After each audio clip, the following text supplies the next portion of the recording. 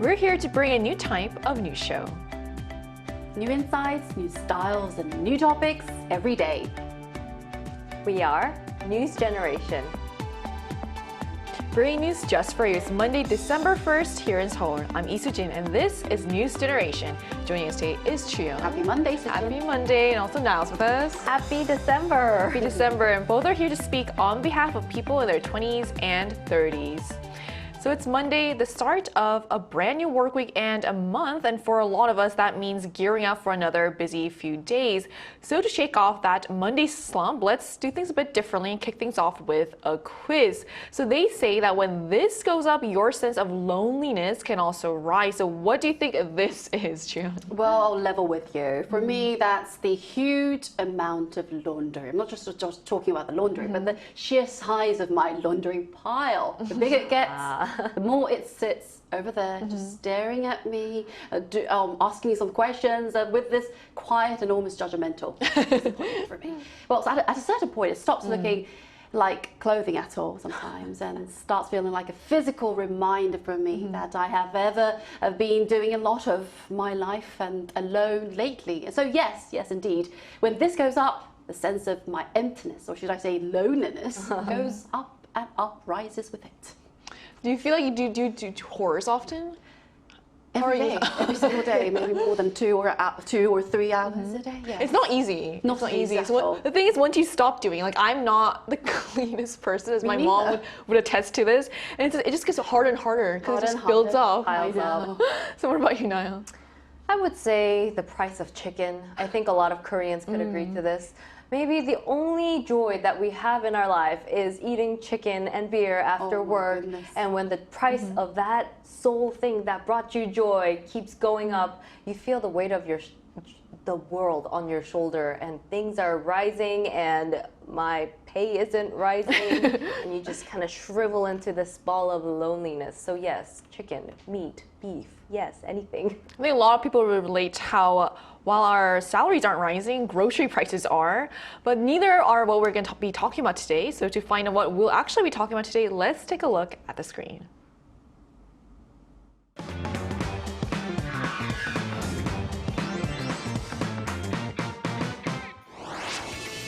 Going to work is never exactly fun, but when simply getting to work becomes a challenge, starting your day can feel even tougher.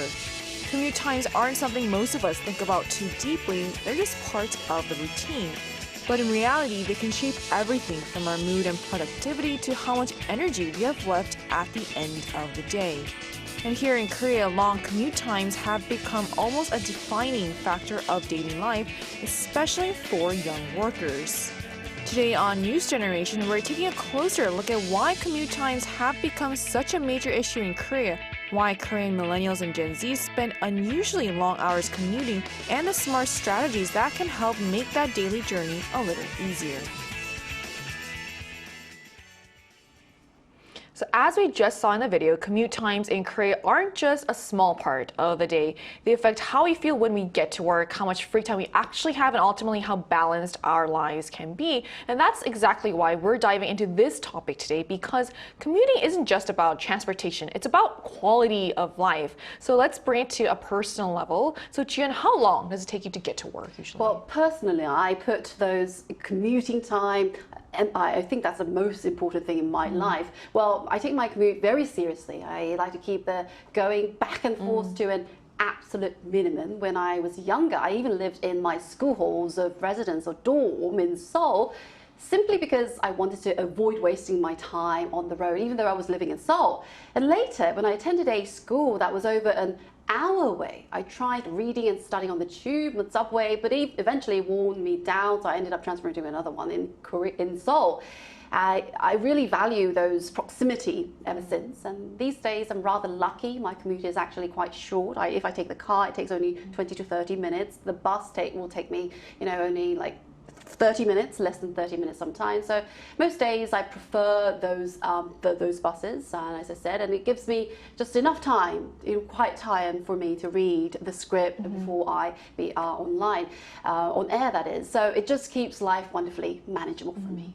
So I heard that you do this, that you tend to look at the script and stuff before you come into work. So I actually tried that this morning because usually I drive to work, but then today I actually took the public transportation. So it's quite nice, like you said, it's really, you feel more efficient it's quite time. Yeah, to do your own stuff. So what about you, Lion? How long does it take you? As somebody who drives, I want to point out that you can actually put the script into something that reads it out loud for you. Oh, that's cool. You can kill two birds with one stone. But I am actually one of the lucky ones. I only have 35 minutes of commute in the morning, but then again, I do wake up at 3:30 in the morning and leave the house at 4. So, but going back, there is a little bit more traffic. So 1 hour going back home from Seocho, where we are in Arirang, going up to Ilsan up north. But when I did used to take public transportation, it would take 2 hours just one way. I don't know how I managed it, but I enjoy my larger, I guess, cheaper housing in the outskirts of Seoul. So that's why.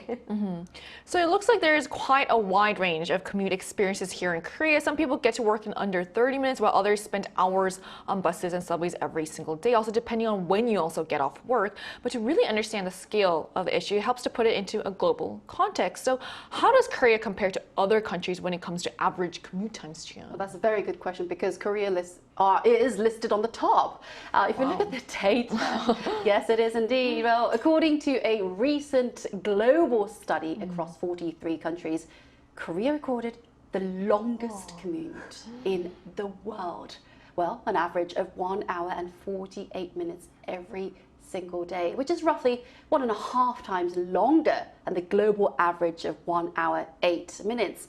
If we compare with Morocco, which is Niall's second hometown, Morocco comes in at just 48 minutes, which really highlights how extreme the gap is. So this gap blows me away every time I see it. I even ask the writer again to check the information, whether it's right or not. And researchers warn that long commutes can disrupt our eating, movement, and resting patterns, directly impacting both physical and mental health, of course. And in fact, research shows that people who walk through those green natural routes, I'm not sure we can find those pictures here, but they feel those notably emotional touch, and they are more emotionally balanced as well. So when people say, no wonder it feels like my entire day disappears on the subway or tube, it's not just your feeling, it's true, it's based on the data. Yeah, so I have a coworker here and she tells me that it takes her nearly 2 hours to get here. 2 hours.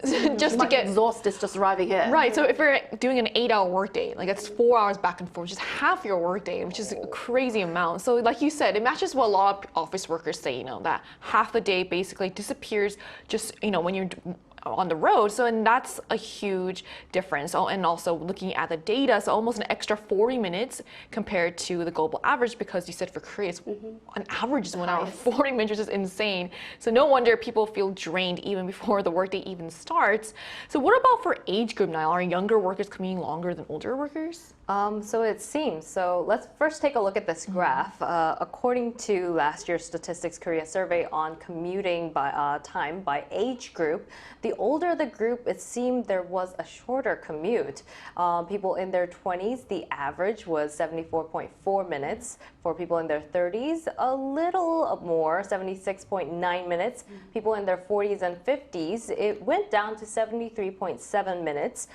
People in their 60s, it went down significantly to 69.9 minutes. But again, this is in comparison to each other. Amongst them, millennials and Gen Z were found to have the longest commute times. So these numbers really reflect what we hear from many younger workers, that they're often living further out due to housing costs, that they end up spending the most time on the road. So hearing about the millennials and Gen Z's commuting trends made us also curious about everyone else's habits too. So we asked on the Arirang News YouTube channel, what do you use for your daily commute? So here's what the results showed. So according to the poll results, public transportation was by far the most common way people commute, with around 51% of respondents saying they rely on the subway or the bus. So another 32% reported using a personal vehicle, while 13% say that commute to work by walking or cycling, and the rest 4% fell into a mix of other transportation methods.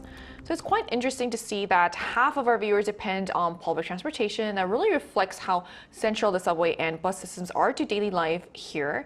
And it's no surprise that public transportation tops the list, really. For many people, it's the most fast, reliable, and sometimes the only realistic option, especially during rush hour. So even with so many people relying on public transit, commute times remain long for many people. So Jian, let's look at the main reason commuters in Korea, especially the younger generation, and why are you traveling for such a long time? It's a very good question, because I do believe that the most high quality jobs, they're all concentrated, heavily concentrated in Seoul. According to recent research or generational migration, nearly half of Gen Z who moved to Gyeonggi-do province or Incheon still commute into Seoul for work.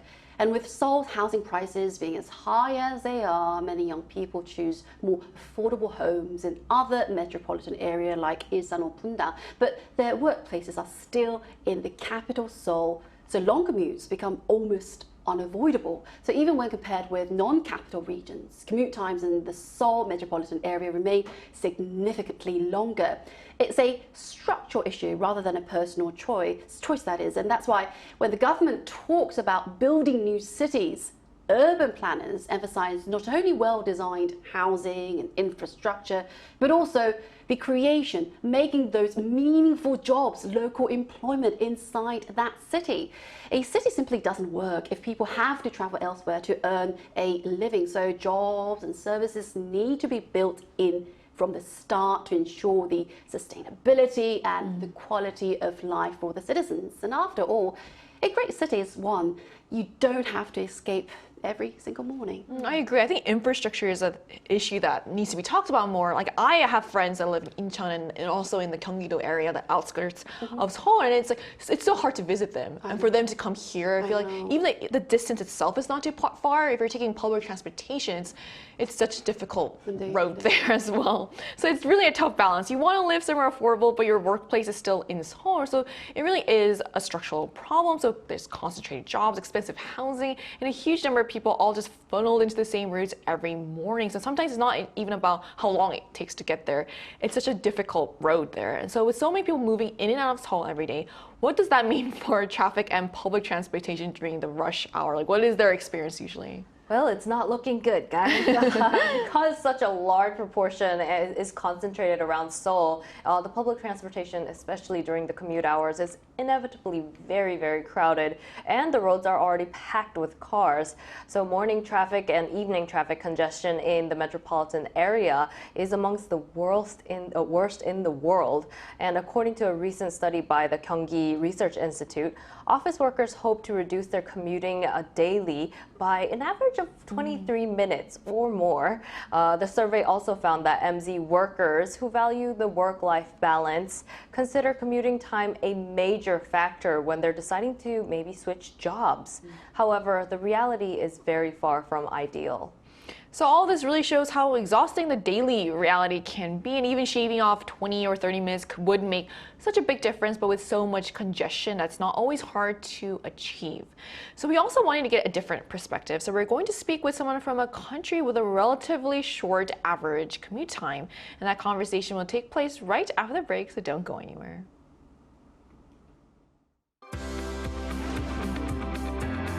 NewsGen wants to hear from you. Go to YouTube and search out channel Arirang News. Click Posts and cast your vote in the poll. Make a new type of news with us. Joining us today is Francesca, a millennial from Italy. So hi, Francesca. Thank you so much for connecting with us today. Hi, good morning, everyone. Good morning. So what is the average commute time for young people in your country, and what modes of transportation do they usually use?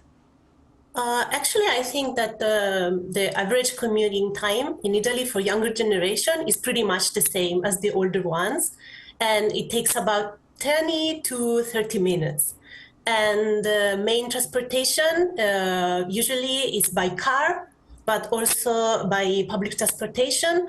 And especially in the bigger cities like Rome or Milan, many people go to work by motorcycle because it's a good way to avoid the traffic and also for parking, because in cities like Rome, parking is very, very difficult. So yeah, it's quite short, but it depends a lot also on the scale of the city. So bigger cities have a longer commuting time, while smaller towns have a shorter commuting time. 20 to 30 minutes and motorcycles sounds lovely. Then Yeah. what factors do you think contribute to Italy's relatively shorter commute times? I think it's because of how Italian cities are designed, because they have a very mixed layout. So you don't have a residential area and then the business area. Usually everything is mixed together. So you have the houses, shops, services, offices, everything is very close by in the same place. So it's pretty easy to go to work. And if you're lucky enough, maybe your workplace is in the neighbor you are living. So yeah, I think that's the reason. Well, I can imagine there can be many benefits to this, but what would you say are the benefits of having a shorter commute? Oh, there are many, many benefits, actually only benefits. I feel like Italians have a life after work. Many Italians have time for themselves, so maybe for some hobbies or engaging in sports or for their family. So the average Italian, maybe after work, they get off, they go like grocery shopping, they run errands, they go pick up their children to school, or maybe engage in some community activities. So meeting friends, having like some kind of even like conversation with people from the same neighborhood. It's very, very common. So I think that it has many like mental and also physical benefits. That's wonderful. The moment you told us about life after work, having like a full life after work, all three of us reacted immediately to that, which shows how rare and kind of precious that is. And thank you so much for sharing your insight with us today. Thank you. Oh, you're welcome. Thank you so much for having me. So we just talked to a young person from Italy about how long it takes her to get to work, how satisfied she is with her commute, what kind of transportations people in Italy rely on. So hearing about her experience and of people in Italy's experience makes us wonder about the choices commuters face here, right here in Korea.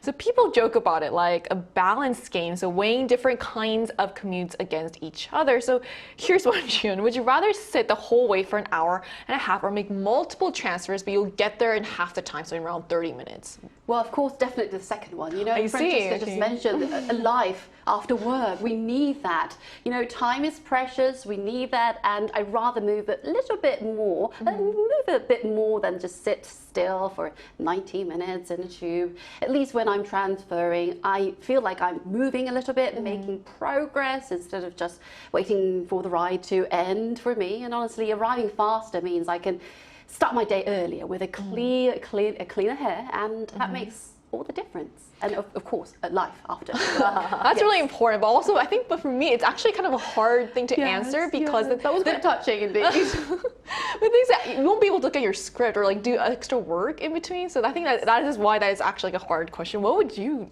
prefer?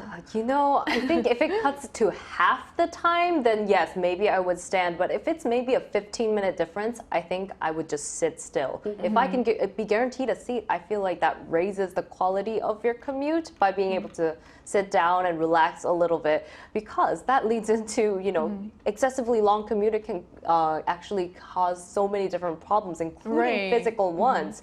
A research team at Gangbuk Samsung Hospital analyzed office workers in Seoul and found that the longer the commute, the greater the sense of loneliness. And we talked about the loneliness. Yes, so if the hour commute is very long, then you become lonelier, and that it can lead not only to mental health issues such as depression, but also cerebrovascular and cardiovascular diseases. These risks are particularly high for those who commute by private car, so having more alone time in there. In addition, long commuting times are more likely to result in sleep deprivation, which can lead to decreased physical activity, reduced stamina, obesity, and high blood pressure. So all of these terrible things that we really need to watch out. You know, I thought like the one bad thing, or the worst part of having long commutes is just being tiring. But I guess I will have to check up on my friends. So many different ways of being tired, mentally, physically, yeah. It seems like it. So it actually has a lot of real consequences, from loneliness and depression to even cardiovascular risks, apparently. So no wonder people feel drained even before starting work. So it's more than a daily inconvenience. It's literally affecting both our bodies and minds. So given all these risks, what are some ways to make commuting less stressful and more efficient, Jian? Well, the thing is, our Korea's public transportation is one of the best, I should say, and we are heavily relying on that. But the thing is, getting a good seat during rush hour, that's the most important point when you take the transportation. And in rush hour, it keeps me on my toes because you never quite know when a seat will open up. So some people even share those simple tips, like spotting who will get off next if they're grabbing their purse, their bag, or if they're looking at the mirror, checking their face. They might, you know, leave the place or leave the train soon, so you can grab the seat at the perfect time.